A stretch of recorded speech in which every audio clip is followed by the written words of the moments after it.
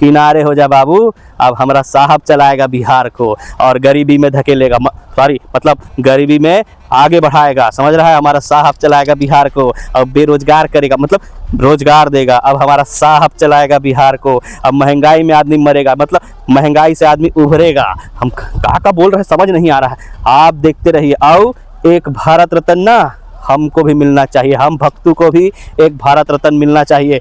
काहे मिलना चाहिए ये हम अगले वीडियो में बताएंगे आपको, ठीक है। तब तक इसको सब्सक्राइब करो, फॉलो करो हमको, और अगला वीडियो का इंतजार करो कि हमको काहे भारत रत्न मिलना चाहिए, समझ रहे हैं। चलिए।